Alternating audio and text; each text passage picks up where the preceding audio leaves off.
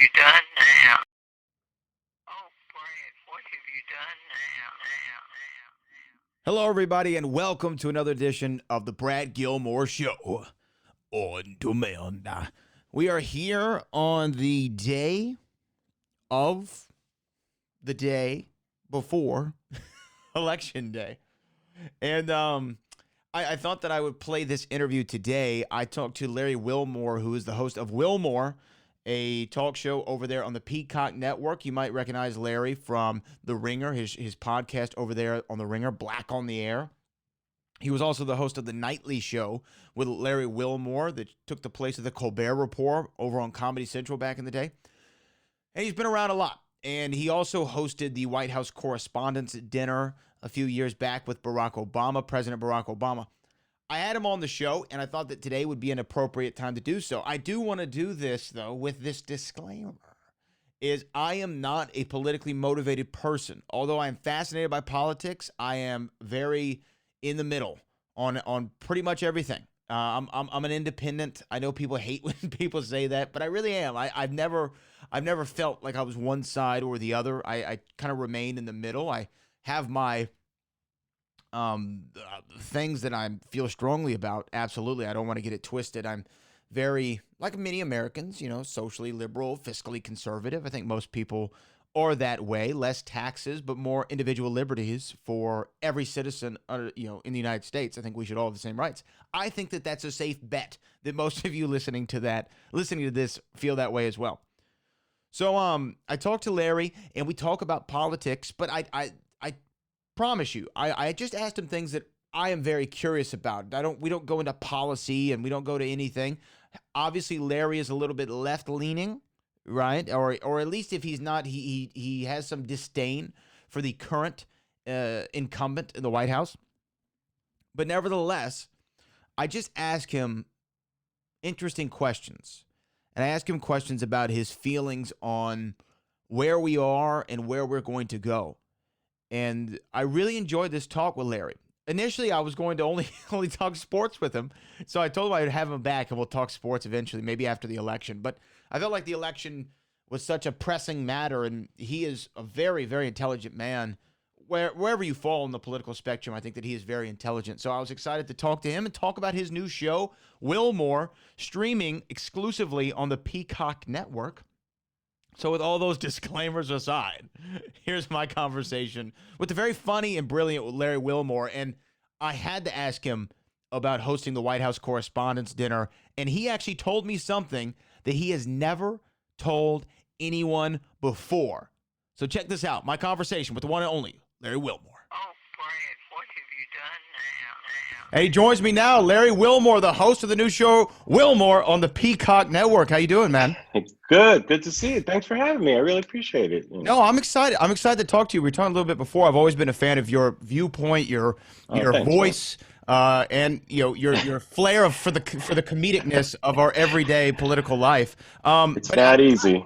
It's not easy. It's not easy. We got to laugh to keep from crying at times. How have you been doing, though, overall with the new show? Yeah. And how's Peacock been? Because, I've talked to a couple people. Michael Hawley was on the show recently, and we were talking about his new show over there. And it's really, I think, taken off well because there's a lot of really different programming in the streaming service. Well, Peacock, not to do a commercial, but this is what I really believe. And I'll use another platform, too. I'll say Hulu. I think Peacock and Hulu are kind of, I think where television is going, where there's a combination of live things that are happening on the platform and then classic libraries and then their own original content. So people have a variety of ways to interact. And because there's live content and content that's going on, whether it's news or, things are up to the minute, both of those platforms, I think that's where television is going pretty much. I think you'll see Netflix and Amazon do more of that kind of stuff. Well, Amazon shows football games now, which I think is a great idea, Amazon Prime, to get people to that platform. So it's been cool because it's different than what you're used to with the network environment and all that. You're not on at a certain time, so that's always kind of weird. Like people say, when's the show on? I'm like, whenever you want to watch it, just download it. It's hard for us to get out of that linear mode, right? Especially with late night TV, because late night television was always big on who's on at 11:35, right? Who's on at 12:35. What are those shows on? Is it Conan? Is it whatever? So I think it's hard to get off that linear model of television as a viewer. But I think that Peacock, like I said, has been doing a lot of interesting things. For you, why was this the right place to go to? I mean, you talk about Hulu, and there's all kinds of streaming services looking for content. Why was Peacock the right one? Well, I was already at NBC Universal, where my company is, because I'm involved a lot in developing TV shows and that kind of thing. It was kind of what I was doing before I even did the nightly show, developing shows and creating shows. And so that's where I was, and I was in a conversation with Dan Scheer, who's the head of Peacock. They were doing some things because of COVID, and I was helping out this little talent show type thing. It was a lot of fun. But after George Floyd, I have to tell you, like, we were having conversations. Man, I feel like we need to respond to this type of thing. And Dan was talking to me about it. I said, would you want to do something on Peacock maybe? And that's how our discussions first started. It came in the wake of, this past summer when all these things are happening. And I have a podcast, and I was doing it, but it felt like it might be interesting to come back to television in a way and interact with the audience. So that's kind of how it started. Yeah, I mean, I think George Floyd shifted a lot of things. In the country, sure. And I'm in Houston, Texas right now, which was George Floyd's home, and to see the response here, which was, I will say, 99% of people here really resonated with what happened, and I felt like a collective cohesion, especially in a state like Texas, where that might not be the most expected thing in the world. But Houston's very diverse, and I went to a couple of the rallies and just walked around and wanted to listen to voices, and it was the first time that something felt different. Did you think it felt different? I think so. And just to give Houston a shout out, I've spent a lot of time in Houston in my early stand-up days. There's a laugh stop there, and I love Houston, man. Houston's always been a diverse city. The Montrose district was always like, that emerging gay district that was kind of verboten in the 80s, and they were proudly kind of wearing that on their sleeves. People talked about Dallas, but I'm like, yo, man, there's a lot going on there, And so that I'm not surprised by that at all, but it definitely felt different, I had never seen, as you point out, that as an example, the country kind of focused on that at the same time. And then it became global. I mean, white people in Denmark are marching, having Black Lives Matter. I'm like, what's going on, Do you think that people understood the movement more afterward? People maybe who were against it prior said, wait, okay, hold on now. Okay, maybe I misunderstood the message initially, but now I'm kind of understanding the side of the movement. Yeah, I think so, because I've always said there are two aspects of it. There's the Black Lives Matter slogan, which is a cry to call attention to a lot of these things that are happening that maybe people weren't paying attention to. And cell phones and video have kind of forced people to pay attention to that, or allow people to. But then there's also the Black Lives Matter political organization, which I feel those aren't necessarily the same things. Like, I feel people can support the cry without necessarily having to be in line with all the aims of the organization, because that's a separate thing in my mind. They may view it as the same, but to me, I think it's different. I think it's good to have people rallying around something without having to commit to necessarily someone's idea of how to fix something. I think we can have those conversations, separately, and agree on certain things, Yeah, I think that you're right. I think that it's a lot of times it's all in the messaging and the marketing sometimes, right? Exactly. And it gets very easily mixed up when especially during election seasons and whatnot. I was watching some of your show, and you said something that I tend to agree with. You said that debates are kind of this old diplomatic thing that we did from yesteryear. And from the before time. Yes. From the before time. That's what you said. Yes, from the before time. And I think that you're right. The debate, even the other night with the vice presidential debate, all the policy that really was discussed wasn't discussed the following day. Everyone was focused on the fly on the vice president's head, right? Exactly. Yes. And then the debate prior, it was more of who had the best zinger. And I think that this is something that the current president kind of, he was the one who changed, in my opinion, how debates really became with the Republican primary debates. Do you think now with this virtual one that's been canceled, it seems like Vice President Biden's going to be doing a town hall, are we going to eventually get to a point to where the Lincoln Douglas style debate is 100% out the window? We're not even thinking about this anymore? By the way, are you sure this isn't a political show and not a sports show? I'm like, these are the smartest questions of these things.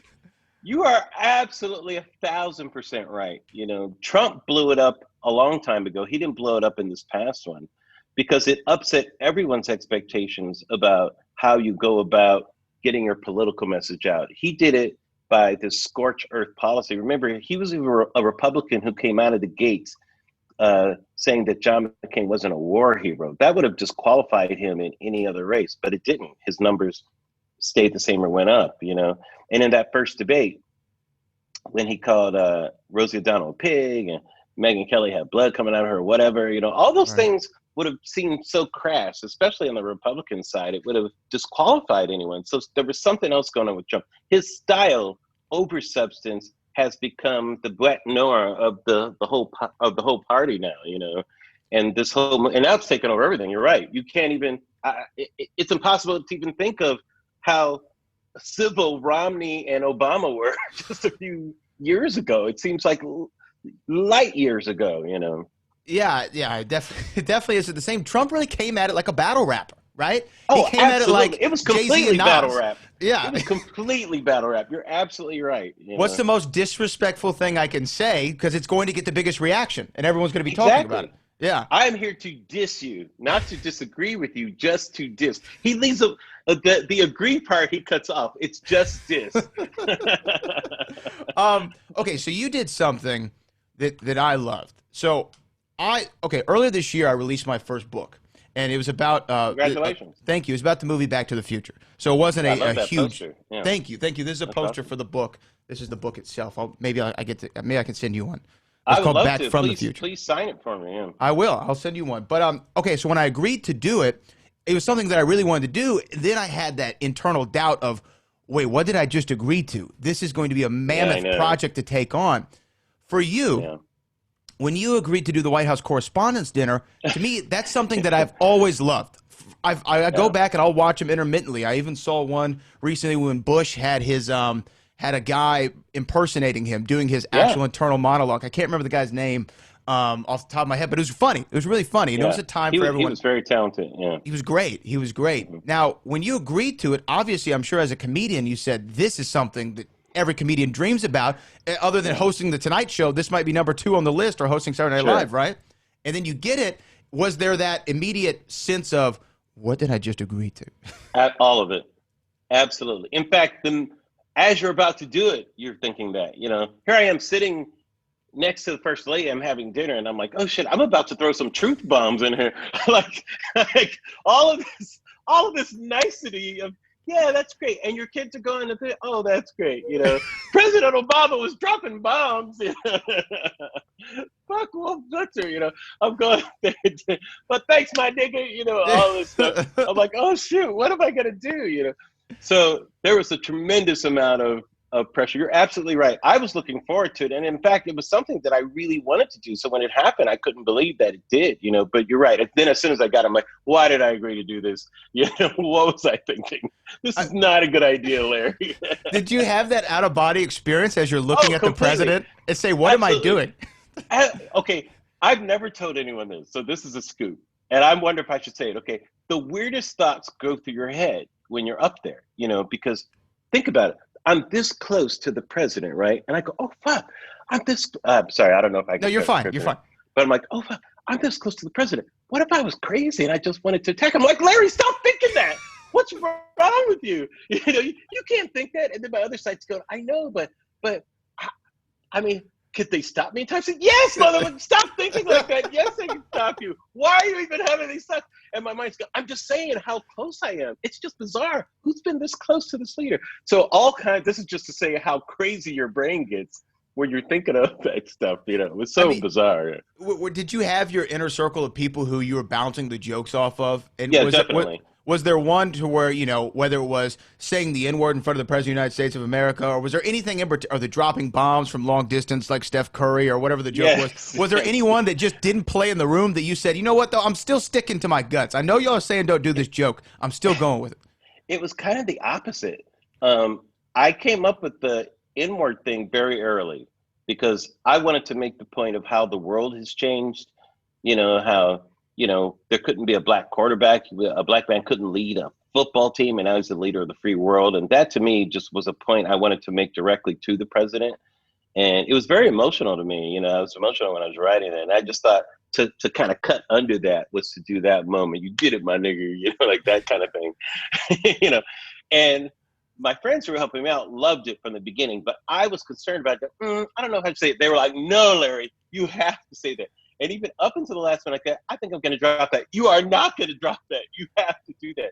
So they actually kind of, not talked me into it, but just coaxed me into sticking to my initial thoughts on that, Still, it had been such a wild experience. It was crazy. Out of body is the correct way to explain it. That's exactly what it was. It still seems bizarre and surreal. Yeah. Oh, maybe one day that event will return. But how do we get to a point? These are my last two questions, I guess, for you, because I don't want to keep you over time. But how do we get to a point where the civil discourse can return to some sense of normalcy? My grandparents, my grandmother was a Democrat, my grandfather was Republican. They didn't even discuss politics until Election Day, when they would get in the car and say, "Hey, let's go cancel each other's vote out." That was their inside joke, right? But other than that, they were completely fine, even though they had different political ideologies and viewpoints on literally everything. But they were married for 60 years.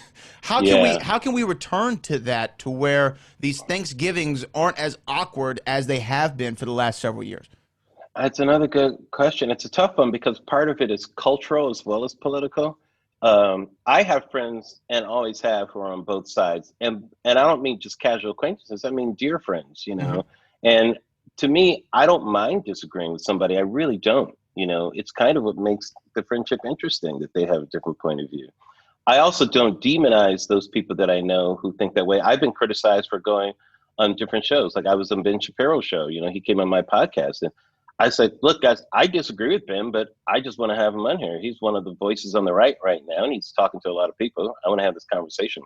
But, people, we tend to want to make the person with the opposing view having to be a bad person. And if you think that way, and you honestly think that way, how can you have a conversation with somebody you think is immoral or evil or these things, So a lot of it is in the culture right now. And I think it's not so much politics has to change, is the culture has to change a bit. And some of it is the social media aspect of it, the way it's easy to tear somebody down, and you can pretty much do it anonymously to a certain extent, So we'll see. I mean, part of it may be we may need the right kind of leaders.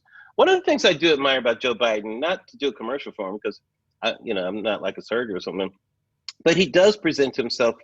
He's always presented himself in a way that he works with people from both parties, and he gets criticized about that from both sides.